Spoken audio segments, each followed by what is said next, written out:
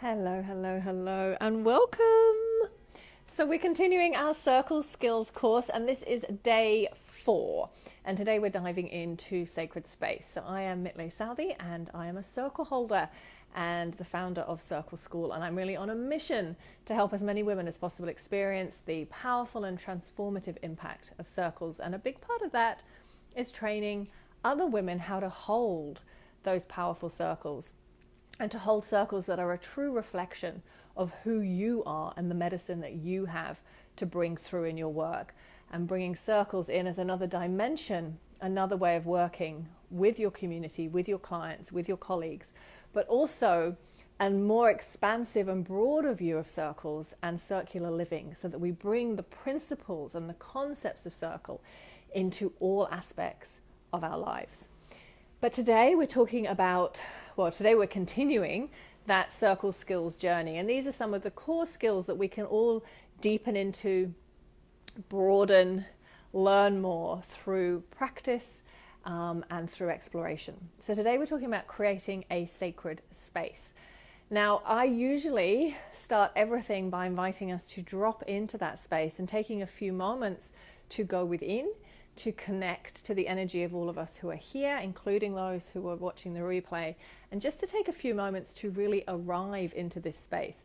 As you do in Circle, you invite women, you welcome them in, and you invite them to cross the threshold into what is essentially a different dimension of time and space where that magic happens. But for the sake of brevity today, and keep these videos shorter so they're easy for everyone to catch up on, I'm just going to invite you to take just a few moments. We're going to take 3 cleansing breaths together. And as you take that breath in, just call yourself fully present. And as you release that breath, just gently release it through your mouth and allowing yourself to soften just into this moment. So taking that first deep breath in through your nose and calling yourself present, and releasing the breath and just softening, relaxing, arriving. Taking that deep breath in, calling yourself fully present, and releasing, just arriving. And taking that third deep breath in, calling yourself fully present, and just releasing, softening.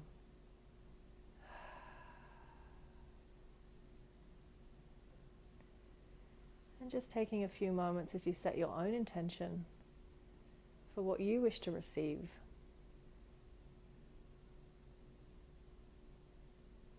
And as always, we set a joint intention to create a safe and sacred container between us, trusting that all that comes through will serve us and the greater whole. And gently blinking open your eyes. Welcome. So this is day 4, and we're talking about creating a sacred space. Now, one of the reasons that I always do a little drop-in exercise, a grounding and arriving, is part of creating that sacred space. It's really a part of committing to being present, setting your own intention, just giving yourself that few minutes in the busyness and the rush and whatever else you were doing before. And you may be doing the dishes, cooking the dinner, you may be in the car, or you may be able to be here and be doing nothing else. But just gifting yourself that few moments to tune in and to be as present as possible. So thank you for sharing that with me. Now, over the course of the last 3 days, we have touched on you as circle holder, and how you're bringing your medicine, your magic through. Yesterday, we talked very specifically about guidelines, which for me is really the secret sauce of creating a safe space. And so today we're going to, I've got a visitor already. Today we're going to expand on that to how we create a sacred space. Now, how we create a sacred space will look different for each of us, in the same way that the way we bring our medicine and our magic through in our circles is different for each of us. Hi, my love. I'm going to be 5 minutes. How long's 5 minutes? 5 times 1 minute. Set an alarm. Okay, you go and get ready. I'll be with you shortly. It's like trying to keep this within a small container. All right, so creating a sacred space really includes the things we've already talked about. So setting an intention for your circle, energetically preparing the space, having your circle guidelines, which is part of a safe space, but also contributes to creating a sacred space. Holding space, and that is, I have a whole immersion on holding space, and it's an integral part of Circle School, and that is a lifelong journey to deepen into your capacity as a space holder. But really thinking about how you can hold the integrity of the space, holding that space with compassion, and also then leading the ceremonial aspects of Circle. So that is an overview, my overview of creating sacred space. But as always, I ask you the question, what does sacred space look like to you? How would you like your sacred space to appear, whether that's for in-person circles or online circles? What's your experience of sacred spaces? What are you drawing on, being aware of not appropriating from other cultures? So drawing on your own lineage, your own history, your own beliefs, your own faith, your own experience, the things that are sacred to you. What is sacred to you? Because that is what you will bring through in your circles. So going back to your values, going back to your intention, what is the purpose? We talked about your meaningful purpose of the circle, but when you're looking at creating sacred space and ritual and ceremony, what is the purpose of the ritual? What is the purpose of the ceremony? What is the theme for your circle? They'll also be preparing the space, which we touched on right at the beginning, preparing your space energetically, physically, emotionally. So as you're thinking about what is sacred to you, I often invite the women in Circle School to have a look around, and in what areas of your life are you already creating sacred space? Perhaps you have a personal altar. Perhaps you have a way of setting the table before family meals that includes candles or a centerpiece. Perhaps you have rituals that you're already doing in your daily life that you can expand to share in the circle space. So what are your experiences of sacred space? When you have been to circles or other types of gatherings that have included ritual and ceremony and have had that sense of sacredness, what has that looked like for you? So I just want to give you a little overview in terms of a whole circle. 5 elements that I believe you can embrace to create a sacred space when you're in circle. So the first of that is entering the space. So as women arrive, you're welcoming them in, and you are purposefully entering a different dimension of time and space. It's a very symbolic. You're crossing the threshold into circle where that magic can happen. So your role is to help people shift into that space. So wherever they've come from, whatever they've left in their day, they've driven through traffic to get there, or they've, still trying to get the baby to sleep and they're tuning in online, just helping them transition from their daily life into this sacred space. So thinking of the things that you can use to help you do that. It might be music, it might be a cleansing spray, it might be to light candles, perhaps you like incense, not everybody does. Just the act of sitting in circle helps transition into circle. Breathing exercises. So each day this week I've shared very simple arrival practices, grounding practices, breathing practices at the beginning of each of our Circle Skills class. So they're just tiny examples of what you could be doing. And you'll obviously add in from your own experience and your own modalities, other elements. Then the next part is what we call an invocation. So this is really where we're acknowledging that there is a power greater than us, greater than the group, whose inspiration, whose guidance, whose presence we're inviting in. Again, this will depend on your beliefs, your faith. It'll depend on the women who are present. You may wish to invite in the goddess. You may wish to call in the 4 elements. You may wish to call in the directions. You may wish to call a particular guide or angel, your own personal guides. You may wish to call, my personal invocation that I share in circles is all women who have sat in circle before us and all those who will do so afterwards. You may wish to call in your ancestors. You may wish to call in, I think we mentioned angels, guides, maybe a particular goddess, maybe the goddess in all her forms. So just tuning in again to what resonates for you and what will resonate with the women that you're sharing and holding space for. then an extra element of that can be asking for what you need. So the intention for the group. So why have you gathered? We come back to your intention and meaningful purpose. So that might be for knowledge, for insight, for wisdom, for healing perhaps. So linking that back to your original intention, your meaningful purpose, the theme for this particular circle. You may wish to share a reading or a prayer that sets the tone, that sets that vibrational tone for your circle. And that final part of the invocation, which those of you who know me or if you've heard me ever, as we do always at the beginning, I always set that intention that all that comes through will serve us and the greater whole. So you may wish to set that as part of your invocation for the greater whole, or you may wish to do it for the highest good of all. So just breaking that invocation down to a way that resonates for you and that reflects what it is you're going to be doing in circle.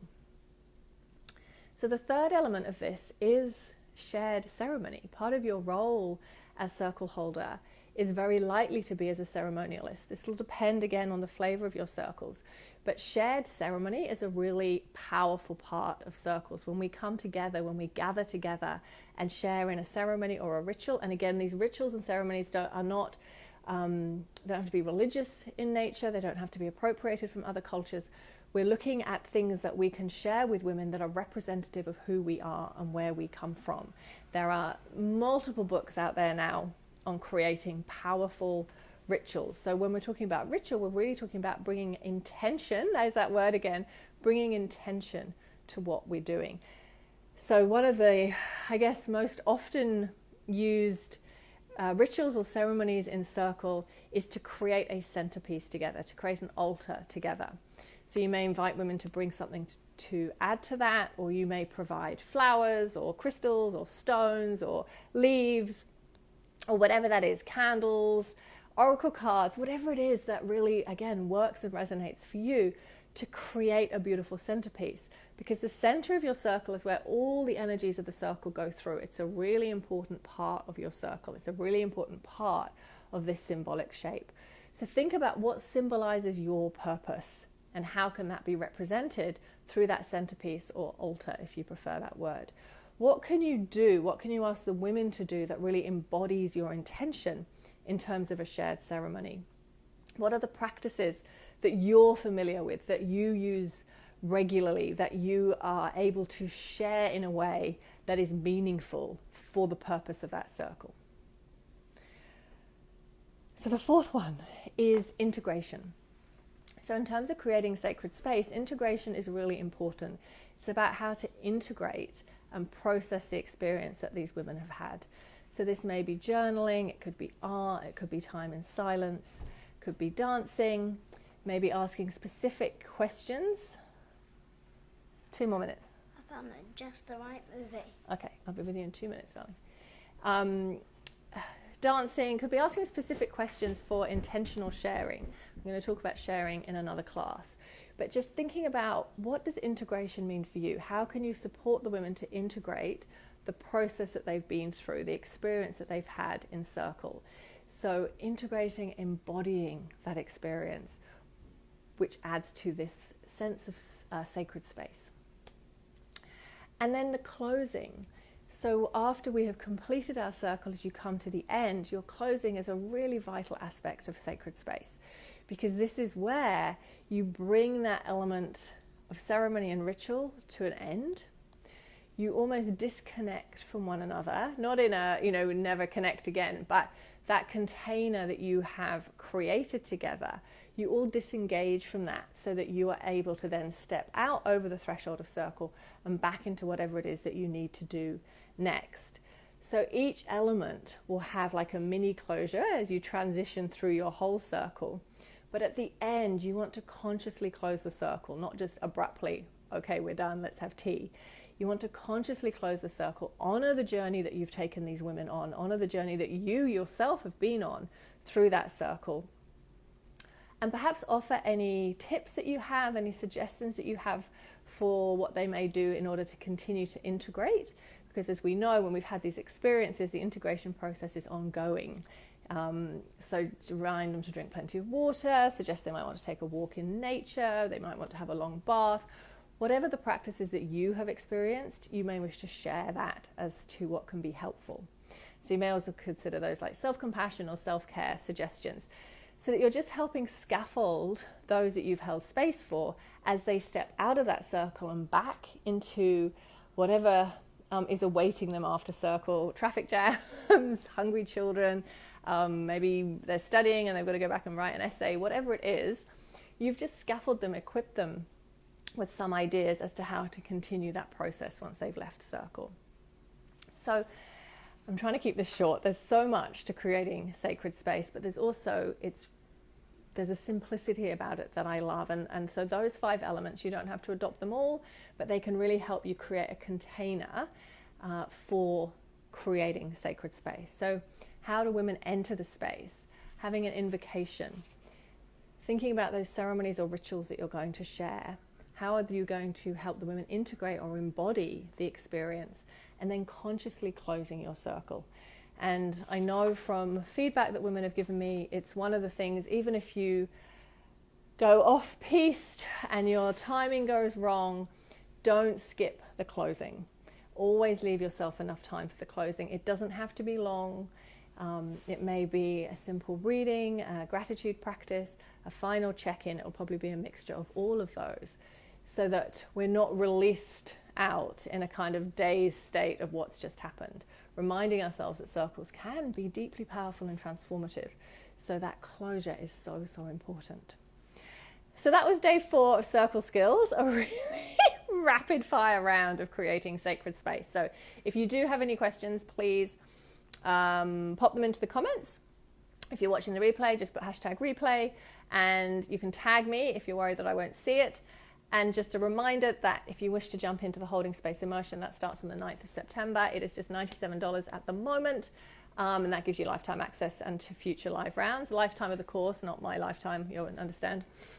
I might not be running it when I'm 80. And a really big invitation to jump into Circle School, because this is the last time I'm running Circle School in this way.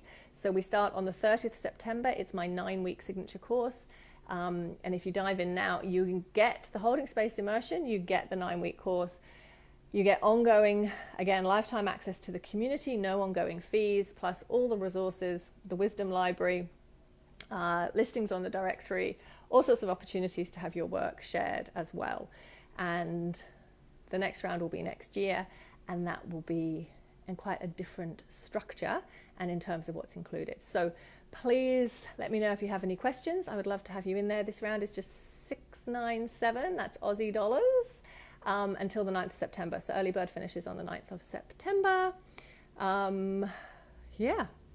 So I'm hoping this was a little bit shorter than the others. That's what I'm aiming for.